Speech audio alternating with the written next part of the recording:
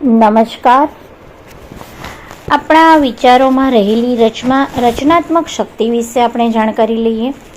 વિચાર પોતે એક શક્તિ છે. તે એક ચોક્કસ પદ્ધતિથી પોતાને માટે અને બીજાને માટે પરિણામ પ્રતિક્રિયા પેદા કરે છે. પ્રાણશક્તિના ચુંબકીય વિદ્યુત પ્રવાહ સાથે જોડવાથી તેની પ્રબળતા ઘણી વધી જાય છે. જો કે દરેક વ્યક્તિમાં મૌલિક રૂપથી આ શક્તિ તો રહેલી છે, છતાં પણ ઘણા ઓછા લોકો એવા હોય છે જેઓ એનો સાચો યોગ્ય ઉપયોગ કરવાની કળા બરાબર સમજતા હોય છે. તત્વજ્ઞાનીઓએ વિચારોની શક્તિ પર ઊંડું ચિંતન કરેલું છે. શ્રીમદ શંકરાચાર્ય આ બાબતે એવું માનતા હતા કે દરેક વ્યક્તિને તેનું માનસિક જગત હોય છે. એને વિચારો અને કલ્પનાઓનો સંસાર કહેવામાં આવે છે.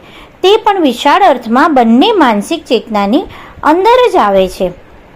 બૌદ્ધ મત મુજબ દરેક માનવી પોતાના જગતમાં રહે છે અને તેમાં જ વિચરણ કરે છે. એનું એ જગત બીજા માનવીના જગતથી અલગ હોય છે. આ અલગ જગતમાં એક પ્રકારની એકતા પેદા થતાં એકબીજાની અંદર પ્રવેશ કરી શકાય છે. આવી સ્થિતિ પેદા થતાં વ્યક્તિ એકબીજાના સંપર્કમાં આવે છે. આ રીતે પરસ્પરના વિચારોને સમજી શકાય છે.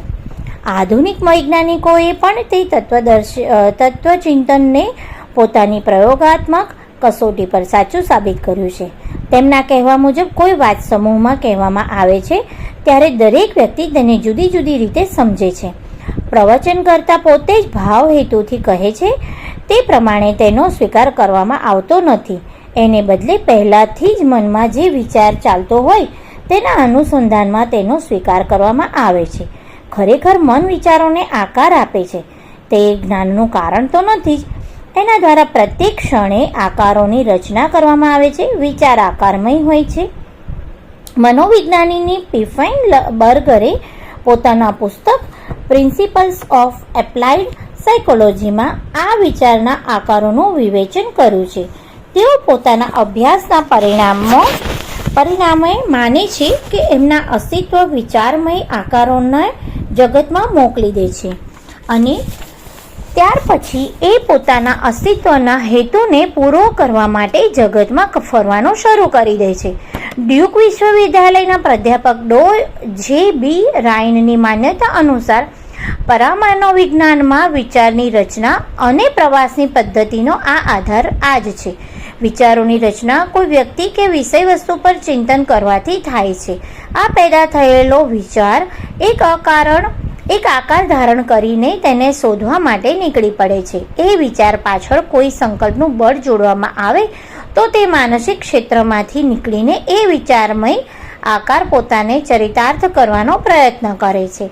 મનોવિજ્ઞાનના અભ્યાસી રોબર્ટ અસાગિયોલીઓએ પોતાની કૃતિ સાયકોસિન્થેસિસમાં પોતાના વિચારો રજૂ કરવા કહ્યું છે કે જ્યારે આ વિચારમય આકારોનું ફળ મળે છે ત્યારે આપણે એ વિષયની ઈચ્છા છોડી ચૂક્યા હોઈએ છીએ. આવી અવ્યવસ્થિત વિચાર પદ્ધતિને વિચારની પરિપક્વતાની એક ખામીના રૂપે ઓળખવામાં આવે છે.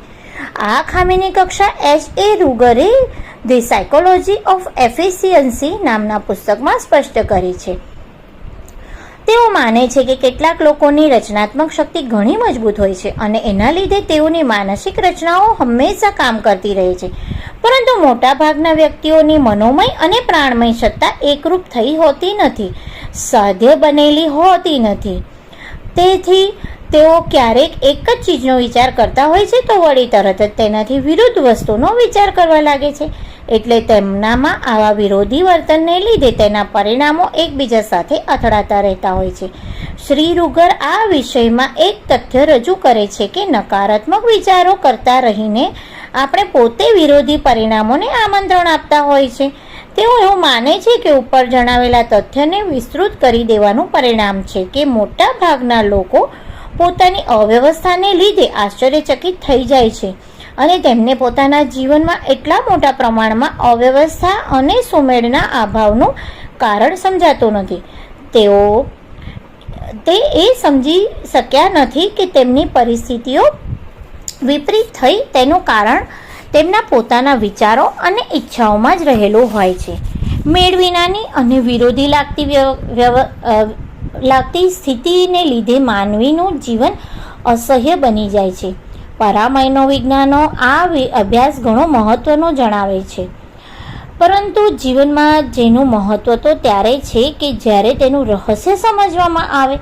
શ્રી અરવિંદ પોતાના યોગ વિષયક પત્રોમાં એને સ્પષ્ટ કરતા કહે છે કે સાધારણ રીતે માનવી પોતાના વિચારોના ઉત્પાદક પ્રભાવને સમજ્યા વિના સૃજન કરી રાખે છે. તેમને તો તેની ખબર પણ નથી હોતી કે તેમના વિચારોની રચના કઈ તરફ ગતિ અને ક્રિયા કરે છે. આવા પ્રકારે અજ્ઞાનમય અને અવ્યવસ્થિત અવસ્થામાં તૈયાર થયેલા વિચાર પરસ્પર અથડાય છે અને આ અથડામણ રૂપી પરિણામ માનસિક શ્રમ, ભાર અને થાકના રૂપે અનુભવ કરવામાં આવે છે. આત્મવિશ્લેષણ અને આત્મપરીક્ષણની પદ્ધતિ દ્વારા પોતાના વિચારોનો અભ્યાસ થઈ શકે છે. પછી સંકલ્પ કરીને સતત કાબૂ રાખીને તેની રચના થઈ શકે છે. આત્માનુશાસન દ્વારા તેનું ગઠન તથા સંકલ્પ દ્વારા પ્રાણશક્તિનું નિયોજન વિચારમય આકારને શક્તિ અને સફળતા આપી શકે છે. શ્રી અરવિંદે જે પદ્ધતિનો ઉપયોગ આપ્યો છે તેને મનોવિજ્ઞાનીઓ થોટ પ્રોસેસના નામે મળી શકે છે અને શાસ્ત્રોમાં જેને નિધિધ્યાસન નામ આપવામાં આવ્યું છે. અનેક વિચારકો અને વિજ્ઞાનીઓ લાંબા સમય સુધી એક વિષય વસ્તુ પર વિચાર કરીને રુચિ અને ટેવ પેદા કરે છે. પરિણામે સમુદ્રમાં ઊંડા પાણીમાં ડૂબકી મારનારા મરજીવાઓની જેમ તેઓ ઊંડા ઘણા કિંમતી રત્નો શોધવામાં સફળ નીવડે છે. કિનારે રખડતા રહેનારા લોકોના હાથમાં તો છીપલા જેવી નકામી ચીજો હાથમાં આવતી હોય છે. આંતરિક અભિરુચિને આવી રીતે વળાંક આપવાથી સરળતાથી વિરોધી નકારાત્મક વિચારોથી છુટકારો મળી શકે છે. આવી રીતે મુક્તિ મેળવનારાઓ આદર્શને વળગી રહેનારા હોય છે. બાકીના લોકોની વિચાર શક્તિ પવનમાં ઉડતા તણખલાના જેવી હોય છે. તે પવનની દિશા અનુસાર પોતાના કામકાજને વળાંક આપતા હોય છે. જે વ્યક્તિ વિચારણા કરનારા હોય છે તેઓ પોતાના આદર્શ લક્ષ્યને મજબૂતાઈથી વળગી રહેતા હોય છે. વિચારોની આ સાધના સ્વતઃ સંપૂર્ણ છે. આચાર્ય શંકરાચાર્યે પોતાની કૃતિ અપરોક્ષાનુભૂતિમાં એનું મહત્વ સમજાવ્યું છે. જેમ કે અજવાળા વિના કોઈ પદાર્થ નજરે ચડતો નથી, એવી જ રીતે વિચાર સાધના વિના જીવન જીવવાની કળા સાધ્ય થઈ શકતી નથી. આનું મહત્વ આપણા બહુઆયામી જીવનના પ્રત્યેક પાસામાં રહેલું છે. તેને સમજીને મન અને પ્રાણને આત્માનુશાસન વડે ચલાવી શકાય છે. વિચારોને એકઠા કરી શકાય છે અને તેના સદુપયોગને માર્ગ અપનાવી શકાય છે. આ રીતે સફળ અને ઉન્નત જીવનની મંગળ પ્રાપ્તિ રૂપ અનેક પરિણામો મેળવી શકાય છે. અસ્તુ.